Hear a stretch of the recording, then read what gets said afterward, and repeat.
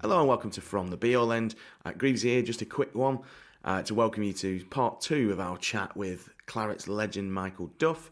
And just say we'll be back on Thursday with the normal podcast where we'll be discussing transfers, ins and outs as the window closes, looking ahead to the Fulham game and picking the bones out of whatever the result is at the Etihad in midweek. Until then, don't forget to like, share, review, rate, everything else you can on podcast channels. Help us get up those podcast charts again. And follow us on social media. Just search for @BeAllPodcast on Twitter, Facebook, and other platforms as well. Until then, enjoy the chat with Duffo and up the Clarets.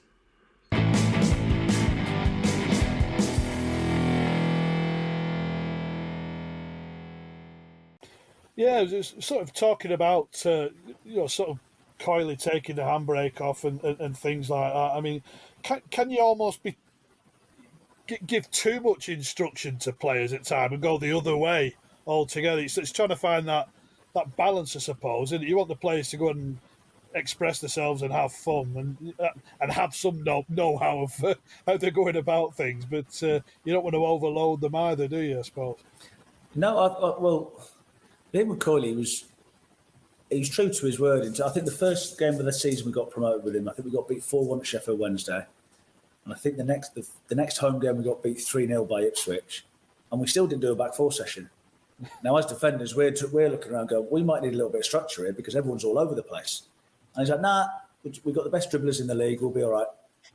Now, don't get me wrong, when we've conceded 7 goals in 2 games, you start questioning it as a defender going, well, we need to do a little bit more. But no, I think this is the bit with development football as well now. They're almost making robots. Yeah. You go into Man City at under 12, under 13s, and they're doing patterns of play. Well, it should be patterns of play. It should be individual brilliance at that age, and then as you get into the older ages, so it's getting that balance really of when you're in first team football, it's different players need to know their jobs. But like I said, it was unique in terms of just go and express yourself, lads. I don't care if you win or lose. Just go and express yourselves. Go. Used to say. The last thing he always used to say, he used to do a little team talk, and the last thing he always said is, most importantly, stick together. That was his last 2 or 3 words of every single team talk, and he meant it. He lived by it as well, because when he got beat, he didn't go, well, why didn't you do this? Why didn't you do that? It's like, well, just trying to play the way you asked us to play, and he loved it. You could see he had that enthusiasm about him, and it was obviously productive, and he's had a decent career off the back of it. But you mentioned having the best dribblers, and 12-year-olds playing with that structure, and we're sort of losing that individual brilliance almost. Do you think? You don't see many dribbles anymore, do you? No, well, Blakey was as good as anybody. Wadey was as good as anyone. Chris Eagles was as good at the time at that level. It was like. A lot of it's now, it's all, like I say, it's all patterns, and when the ball goes there, you do this. But it was literally like, we give the ball to him on the wing and let him take his man on. And if he loses it, we'll try and get it back and give it to the other one on the other wing and we'll let him try and take his man on. And it sounds really simple when you do it like that, but it's definitely a dying art of players being able to beat a man 1v1. Yeah, so, I mean, was Eddie Moore... I remember watching we got privileged to see a couple of training sessions with the managers over the years. I remember watching a session with Eddie at Bath, and it's the old Barcelona thing, was it splitting the centre halves, getting the fullbacks sort of, very high, I think Foxy and Trips at the time, and was that sort of, having to sort of learn a different style of play, really? Yeah, trying to adapt is quite funny because I remember that because I used to hate it because I'd be looking up, I'd see Shaqs, and Shaqs would be stood about 70 metres away from me, and I'm like, there's no future in this for me. But it's quite ironic now. If you watch Eddie's teams now, they're completely different. They're not like that at all. So he came in as a. The thing with Eddie is Eddie's only actually a month older than me. Yeah. So, my birthday, like I said, my birthday's in January, his is in December, and we're the same age. So, I think sometimes for me, he thought I was too old all the time. But he came in with his new up-and-coming manager. We're going to play this total expansive football. But the longer he's been around, the more he's gone a little bit more pragmatic in terms of, you look at Newcastle now, they are high energy, high press, solid, don't give many goals away. But yeah, it was a complete change from Brian. So you go from Steve to Brian, Steve to Coyley to Brian to Eddie. There's probably all 4 points of the compass there in terms of the way they want to manage. So as a player, you just got to adapt and survive. So I remember there was 3 apiece against Sheffield Wednesday at home. Charlie got a hat trick, and he can't believe he's not on the winning team. But I think Eddie was trying to build a style of play that would do well in the Premier League, wasn't it? I think that was the thinking, that you could just sort of seamlessly adapt if they got promoted. Yeah, I think it was. What's the word? Be careful because he's manager of Newcastle United now. So, and I've got a lot of time. I got a lot of time for Eddie, but I think it was probably idealistic the way he wanted to play. I don't think we had the players to. I'm not being funny, but I can't play the way he wanted me to play. I could play in a tight back four, but when my left back when my left side centre half stood 50 metres that way, and my right back stood 50 metres that way, and I'm exposed on the halfway line, I'm like, I'm not enjoying this at all. It's funny then. Look, John McGreal's just texted me. How weird is that? I've not spoken to him for a while. Bizarre, seriously. Yeah. But so you think about that Sean. I think sort of remember sort of yourself and Shaq sort of pressing quite high. Not as high as Eddie perhaps, but he was quite that was sort of quite aggressive as well, weren't you? When Sean first came in. Yeah, you weren't. You couldn't defend on the 18-yard box. So I think the game was Cardiff away when Dyche was in the stand, and we all knew that. We all knew that he was going to get the job, and we got absolutely pumped. I think it was 4-5-1 on nil, and he's watching the same thing as I was feeling, going, I don't want to be on my own. I want people around me all the time. And I think the biggest compliment you could say, we went from the worst offensive record in the league to the next year, the best offensive record in the league with the same back four. Now, we changed the goalkeeper. Obviously, we changed. Tom came in. But I don't think he was that good that he made us from the best to the worst. It was just organisation and getting the strengths out of. I loved it because all of a sudden I had a partner who stood right next to me here. And to be fair, I had Kieran Trippier. He wasn't bad. He was stood next to me as well. So it's finding what works for the group, and I think that's what Dyche did really well. He structured the team, he organised the team, and we had a little bit of Stardust in there as well in terms of Trips and Ingsy, and again a brilliant dressing room. Yeah, so you could throw a blanket over the team roughly, and you'd know where you'd be. They used to go on about the framework, and you say you played from that with the Stardust, but the framework was unrelenting, wasn't it? Yeah, he managed to. I remember we went to Cork, so he had his first season when he came in halfway through the season. It was a bit dicey at the time. Because I think that was the year that Peterborough went down with like 54 points or something ridiculous. Because I remember I got sent off at Wolves.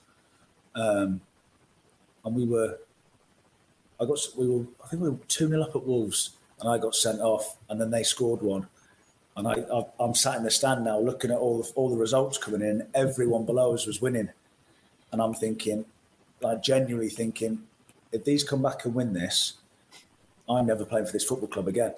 And luckily we saw it. I think Wolves got relegated that year. But I remember him shaking my hand afterwards, as if to say, "You should know better." I was like, I didn't mean to get sent off. But we went to Cork the next summer, and he did his infamous Gaffer's Day. Yeah. It was baking hot, and it was you could almost feel it on that day going, we're onto something here. And I'm sure he'll tell you the story. I've had loads of conversations with it, and he's like, we were onto something, because the lads were egging each other on to run harder. You know, he'll tell the story about trips going, is this all you've got? And he's like, yeah, I've got it. Oh, really? Oh, yeah. Has he not told you that story now? Just picture that as well. Yeah, so he's obviously, no one had a clue what was going on because it was all new then. We had no idea. And we didn't know how long we were going to be running for. And we've been running for about an hour and a half. And he was like, right, run, line and back. And Tripp's literally mouthing off going, is this all you've got? Is this all you've got? And he's like, just keep running, Trips. And he would say, he was going, no, it'll do for me, because he shut his mouth and kept running. And it was, it was all about, people think it's a physical thing. I do it myself now because I've learned what it's about. It's a psychological thing. It's amazing how you watch it evolve as it goes on, without boring you the details. But no, you knew then. And then the lads would challenge you. How far did you run on Saturday? How far did you run on Saturday? I ran more than you. And again, I'm on this side of the fence now. And that's unbelievable. The lads are actually challenging you. But I can run further than you on a Saturday. And we had some quality as well, but it was based on a framework, definitely.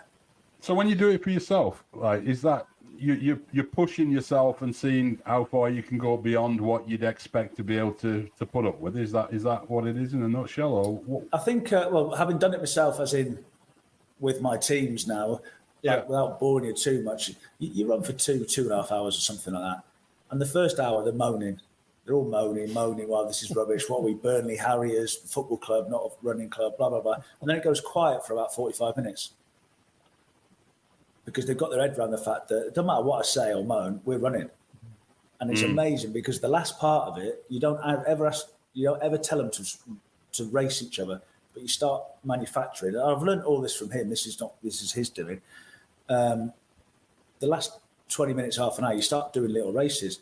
And the lads start racing each other subliminally. I was like, well, you've been running for 2 hours now, and you were moaning for the first hour that we're running too much. And now all of a sudden you've stripped all the ego away. And all of a sudden the competitive animals, which is what you all are as a professional footballer, that comes out. And they end up sprinting. And you've been running for 2 hours. It's a brilliant thing to say. But it's psychological. Really interesting. And because I've lived it, I've done a few, so I'll make my players do it now as well, because it's hard. So you have a gaffer's day when you... Did he pick that? Sorry, did he pick that up at Valencia or something like that? I've no idea. I've no idea where it come from. People think it's a very British, it's almost dinosaur thing, but I think it came with like a very modern reason behind it. But that's Dyche all over, in terms of people think, he's a dinosaur. He speaks with a gravelly voice. He's got a goatee. He's got a skinhead. And like I said, it's got nothing to do with physical. It's nothing to do with running. It is, but it isn't. It's psychological. So I think he was years ahead of his time in terms of that. And it amazes even now. You watch Man City play now; they're pressing a 4-2-4, and like Pep Guardiola's a genius now. It's like, well, we were pressing a 4-2-4 10 years ago, because it was Dyche. It was old-fashioned. It's archaic.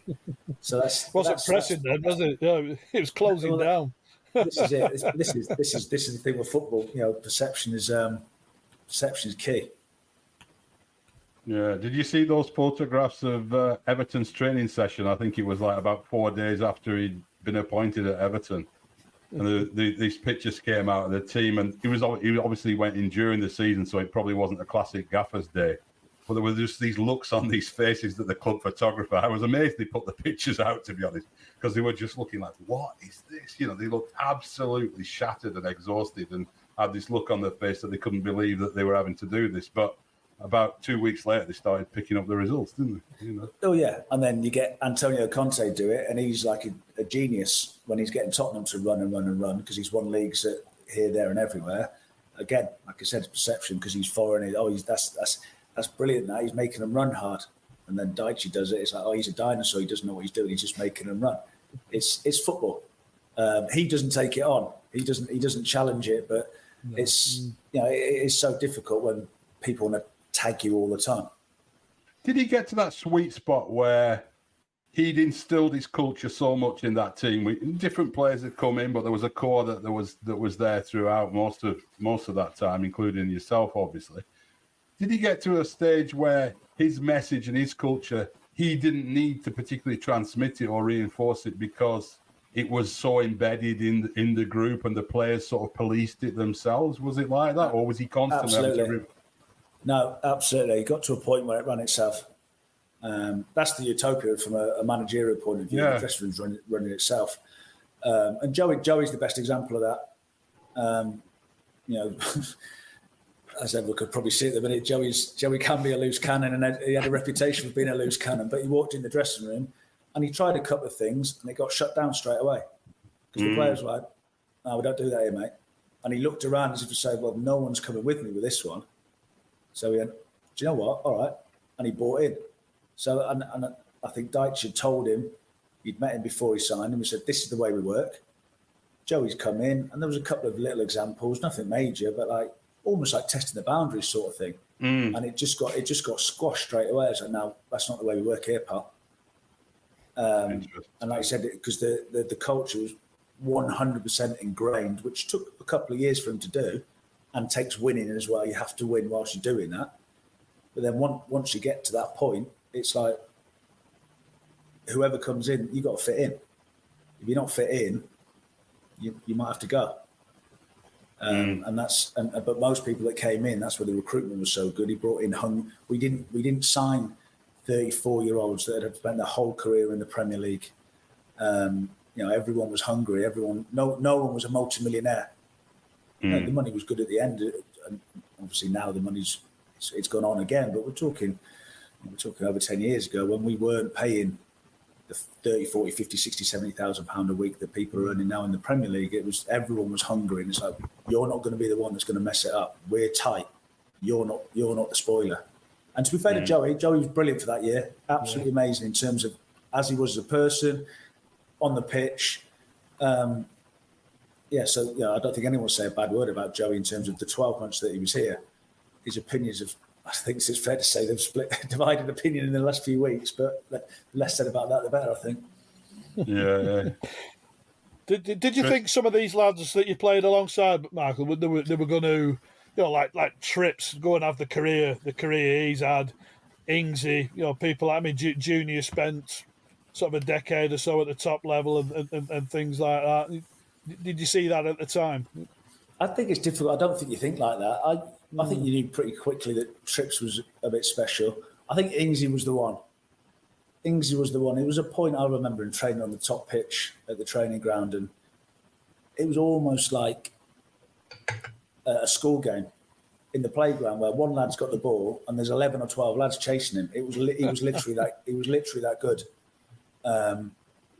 And obviously, Ingsy had an amazing career and things, but I think in his injuries, if he'd stayed injury-free, it'd be really interesting to see where he would have ended up, because I think he'd have been on the same level as Trips. Because, by the way, when I said the 11 lads chasing him around, they were 11 Premier League players, by the way. Exactly. Yeah, they weren't dummies.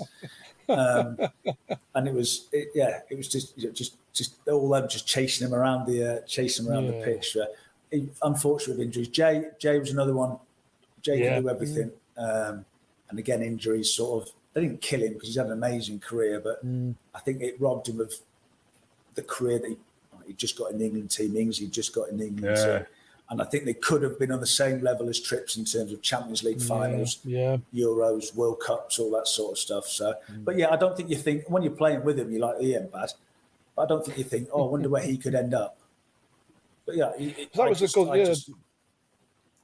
I mean, see, the good thing about Sean would always say if someone left for big money, it's a big opportunity for someone else. I remember a lot of moans and groans, and when Keano went to Everton and he didn't replace him because he knew that Tarky was going to fill in, and you look at the sort of the levels he's hit at Premier League level, but Ben Mee and players like that, it's been they've been remarkable. They're like longevity as well, haven't they? Yeah, no, and that's why the recruitment was so good in terms of we couldn't afford to buy first team players, so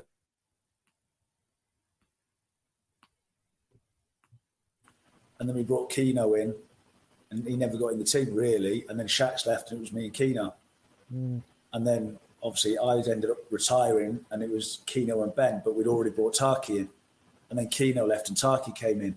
Yeah. So it was that layering up of, because we couldn't go and afford to buy a £10 million centre half. And you look at those players, I had no chance. If you look at the players we've just been talking about, I was 38 as well, so I don't think that helped me. But that's why the recruitment was so good, because they sort of brought players in 6 months before they had to, let them understand how the team worked, the training, the environment. And when the player left that they thought was going to leave, like a Keena, Taki was ready made. He'd been in the building for 6 months. He knew exactly what to do. We just made 30 million quid, paid a couple of million for Taki, and it was seamless. And I think that's when the club was in a real sweet spot. I think, obviously, as it moved on, I think the lack of investment, and it just got a little bit stale, I think, towards the end of Dyche's time. When you look back at that part of your career, though, before we move on to your management career, when you look back and you talked about coming to Burnley at 26, from Cheltenham Town, did you really imagine having that amount of appearances in the Premier League and being really getting? Did you have the belief in you that I can be a Premier League footballer, or were you thinking I want to establish myself in the Championship? What were your expectations, and do you think you overachieved for yourself, really? Yeah, I think I think it was a pretty basic footballer. I don't think there's any doubt about that. It was just the next opportunity, the next level. So I managed to climb the leagues. It was the Championship. When I got into the Championship, did I genuinely think I could get in the Premier League? No, I was just trying to get in the Burnley team. And then you sort of, I don't know. I don't think you ever sit back as a player and go, do you think I'll ever get in there, or do you think I could do that? You just sort of going along with it. And it's not till you retire you end up reflecting, going, Christ, I would never describe myself as a Premier League player. No, I don't know why I played 30 games in the Premier League, maybe, I don't know, maybe a little bit more. But I'd never describe myself as a Premier League player. I think I was a pretty decent Championship player in the end, who managed to get the best out of myself and had a few Premier League appearances. I was good at getting in the Premier League. I couldn't stay in it. That was my problem. But no, when I signed for the club, there was no right, well, this is the next step, and then I'll go to the next step. Right. And I would never shout, and I would never tell anybody anyway. Because when I got sent back from Cirencester Town at Cheltenham Town, and the bloke said I wasn't good enough, and that was like tier 5 of non-league. Now, I didn't need to tell anybody. I still remember his name, Ray Baverstock. But like I said, right at the very start, I didn't need to tell anybody. I sort of had that determination. I want to prove people wrong. No, you're not good enough to play in the Premier League. You're too old to play in the Premier League. It's like, I don't have to shout it, but that was the thing that was driving me every day. So yeah, I didn't come to Burnley with any expectations. It was just the next opportunity. And then you move into the coaching staff at Burnley. How did that come about? Was that something you were knocking on Sean's door saying I'd really like to do this, or was he encouraging you? How did that work out, and what was that like before you took the jump into management? It definitely wasn't me knocking on his door. I think so. The first time we got promoted with Dyche, I think I was 36, and I think I started 43 league games that year. So at the end of the season, he said to me, "What do you want to do? Do you want to coach? There's a job for you, or do you want to play on?" And I'm like, just started 43 league games. I think I'll play on if that's all right. He went, brilliant. Yeah. No, he went, brilliant. Okay. Year later, we get relegated. I'm now 37. I think I played 21, 22 games. I got injured in the middle of the season, 22 games that year. So I'm still fit. He said, what do you want to do? Do you want to coach? The job's still there for you. Or do you want to play? You can't do both. I went, I'm play on. You went, okay. The next year, I played every minute up until Boxing Day. I played more minutes than anyone else in the team at 38 at that point, and we played 2 games in 3 days. And to be fair, Dyche said, look, you're 38, you can't do 2 games in 3 days. I went, no problem. We went 23 games unbeaten. That was me retired. Because Ben Mead. So in about the March, he said to me, look, it looks like we're going to go up. The job's still there for you if you want it, but if you want to go and play, you've got to go and play elsewhere now. So that's when I made the decision. I had quite a few offers to go and play on, but I was 38. The opportunity to work under a manager I had a really close relationship with. And the hardest part of getting a job in football is like getting your foot in the door. You're right. So I thought, I'm not giving up that opportunity to go have one more year at a Fleetwood or a Rotherham, or without being disrespectful. It was like, it was a lot less money, but it was the next opportunity. So I did a year at the under-18s, year at the 23s, 3 months with the first team, and then the Cheltenham job came along. So in terms of transitions out of football into the other side of it, I was really, really lucky that it was pretty seamless.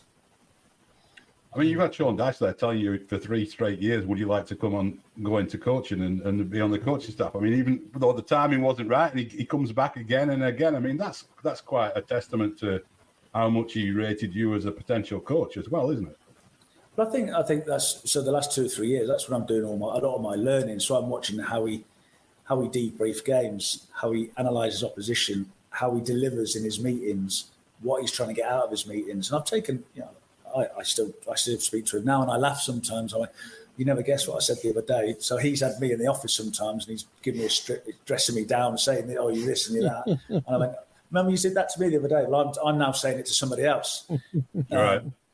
But it's to say I learned an amazing amount, and I knew I'd made the right decision. My first game, I was on the earpiece at the back of the stand, and my first game retired was Liverpool at home. And I'm sat in the back of the stand, and we beat Liverpool 2-0. And I remember when the whistle went, there wasn't one part of me that thought, I wish I was playing. And that's when I knew I'd made the right decision. Right. But I was getting unbelievable access. I was an under-18s manager, but I was in the morning meeting every morning at a Premier League club with the manager I had a really brilliant relationship with, who I still speak to regularly now. So yeah, it was.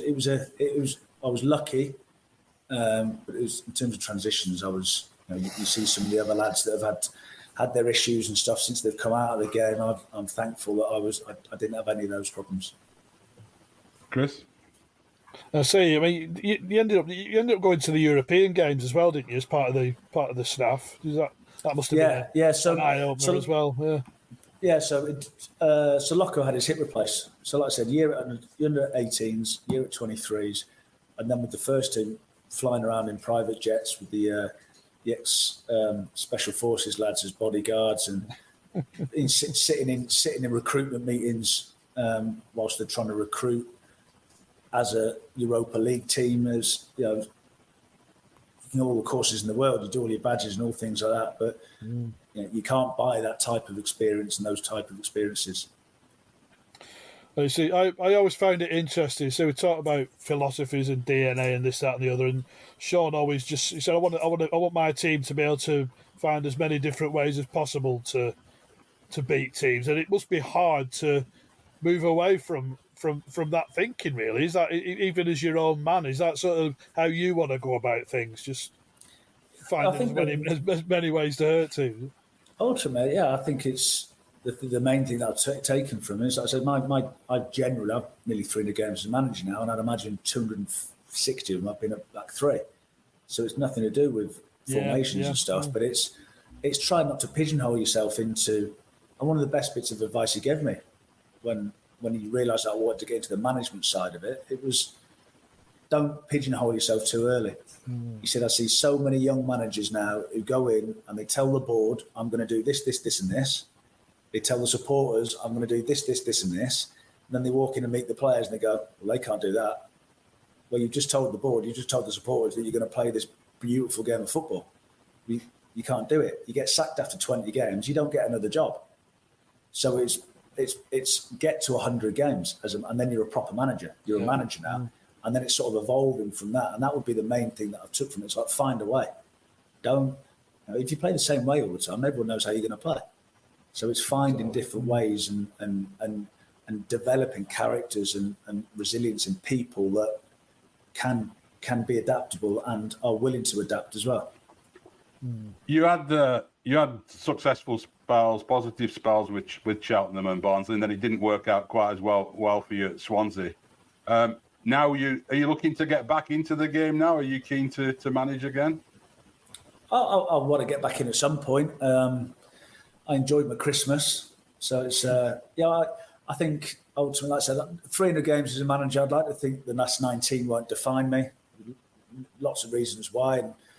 But I think I had 5 years of constant success and I've learned, you probably learn more from the last 6 months than what you did in the first 5 years. So, I want to get back in. It needs to try and be the right one. Like I said, I've not had a Christmas since I was 16 years old, so I had my 46th birthday last week. So So it was my first. So I managed to, I went away with a wife. We took the kids to New York just before Christmas, which was amazing. We've never had an opportunity to do that. So, and then just spend some time with people that you bounce around in football, and it's just constant. And it absolutely consumes you, particularly when you're on this side of it, not as a player. So I'm enjoying quality time with the family. I've started going back out and watching a few games. I'm not in a mad rush. I'm not chomping at the bit. I think, I hope the phone rings now. I hope the phone rings. But if something comes along that interests me, I'll, I haven't earned enough money, and I'm only 46, so I don't want to retire just yet. Yeah. So no, I think I've definitely